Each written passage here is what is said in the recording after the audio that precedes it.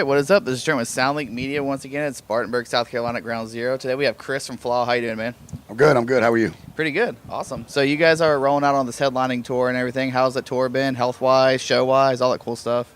Everything's been great. We've turnouts have been great. Everybody's been healthy. Our vehicle hasn't had any problems, which is awesome because we've had some pretty bad luck with vehicles. So yeah, we're just enjoying it, and we're really happy to be promoting our brand new record. Yeah, awesome. So how's the new stuff going over with the fans and everything? It's going over really well. We basically went back to our core writing style that we did on our very first record, Through the Eyes, and we have all the response has been awesome. We're on our second single now at radio, which is doing really well. A song called Fatal Fall, and we couldn't be happier with the response. Okay, awesome. So you guys, this is your third record coming back as a band and everything after your little break and stuff. So like, what I guess caused you guys to want to get back together and make music again after those few short years and stuff? Basically, I really never stopped. I did a side project called 5 Volt Main. I also did a solo record, but in talking with the guys, we always kind of felt like there was unfinished business. Yeah. That we had a bunch more records, FLAW records left in us that we weren't able to complete for various different reasons. But everybody really felt like that now was the right time, and that we had kind of everybody had gotten over whatever they were upset with before, and it's a much different industry now too. Our second record dropped right around and after the whole big downloading ordeal, and all the Napster stuff, and record labels really kind of freaked out and froze any kind of tour support, and revamped entire sections and wings of labels, and so we got caught up in that, and now that the industry has a grasp on how to actually deal with that, it's the climate of this industry is better now than it was 6 or 7 years ago. Oh yeah, yeah. So we just felt like it was the right time. We all talked, we got together, we rehearsed, and rehearsal went well, and we started writing new stuff right away, and we just basically took off from there. Okay, sweet. So how do you feel being on this side of the industry now, like in 2017 versus back then, as far as like a newer band starting now? Like, do you feel like you got some advantages because you've seen both sides of the industry, from like when a big change happened into where now it's sort of like a steady streaming type of format and type stuff? Well, yeah, I mean, we definitely learned. We learned a lot, through all the trials and tribulations. We handle a lot more in-house now. Okay. We're on an independent label, but they have major label distribution. We didn't take a whole bunch of money up front. Yeah. So we don't have to recoup a bunch of money. We have management and we have booking, but we keep everything else in-house. We don't have, 12 people working for us. Oh, yeah. We don't bring, 6 people out with us on the road that we have to, cover and pay for. So we definitely learned, what to do and what not to do through, all of our successes and our failures. Everybody's older now. Everybody's a lot more, stable. Everybody's a lot more grounded. Everybody has families and kids, and so this is, something that we take very seriously. It's actually a business as opposed to just, everything happened really fast for us with our major label deal back in 2000, and it was easy to kind of just get kind of tailspun by the whole thing. Yeah. We went from being in a van and trailer to having our own tour bus, having a 5 and 6 man crew, playing in front of 50,000 people, and so it was easy to kind of get caught up in that.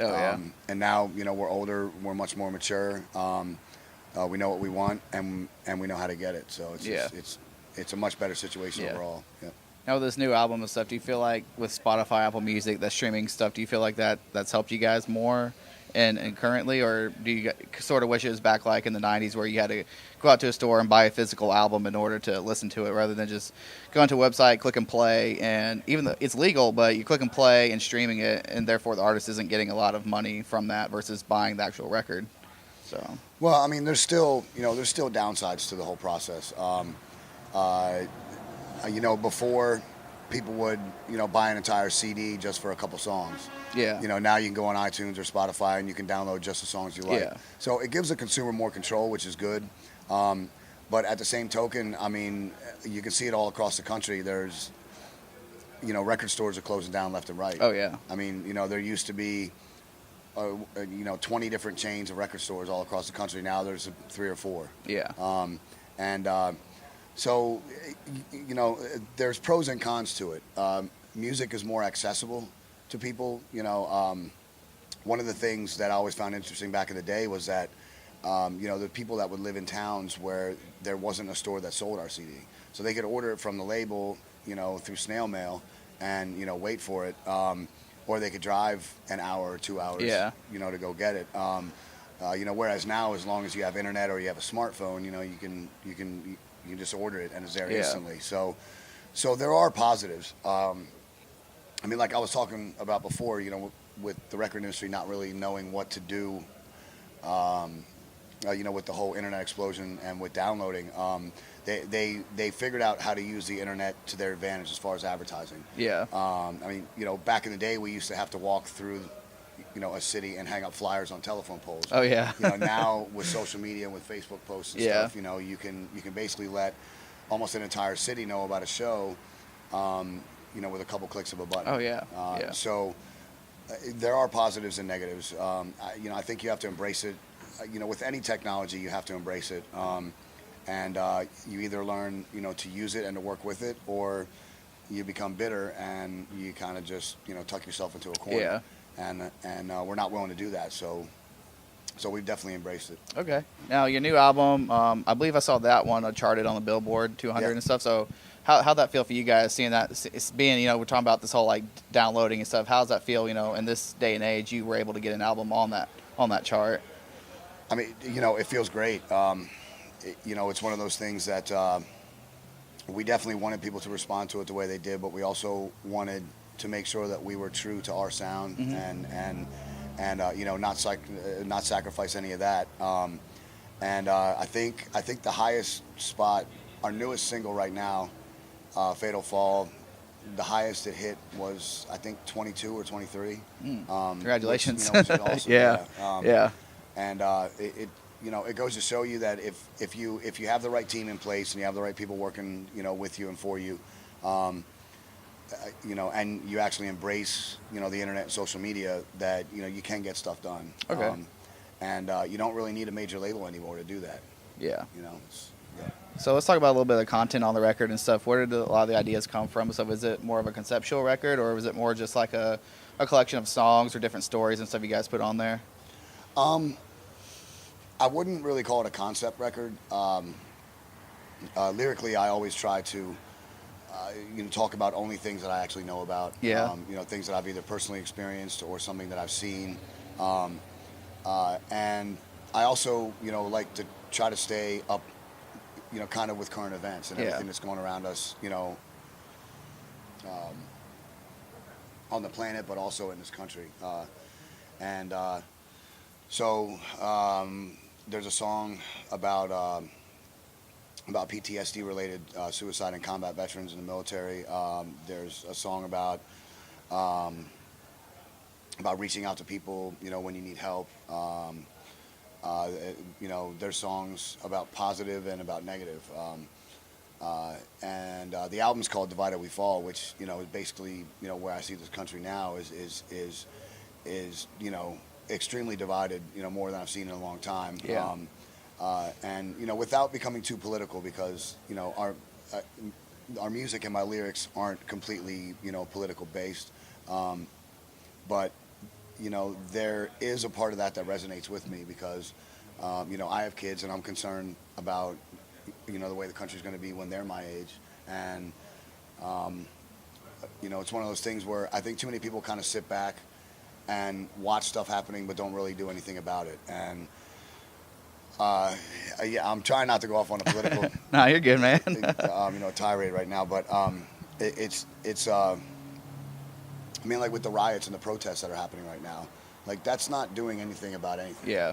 That's just creating havoc and using something as an excuse to be destructive. And I mean, the right to peaceful protest is, protected in our Constitution, but these aren't peaceful protests. Yeah. And I mean, you're destroying the neighborhoods you live in, and you're making yourself look bad. And so there's a little bit of that lyrically on the record as well. Okay.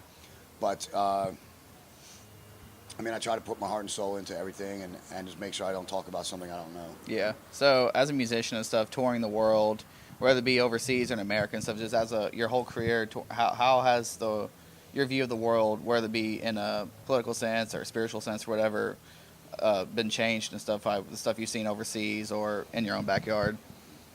I don't know. That's a tough question. I mean, I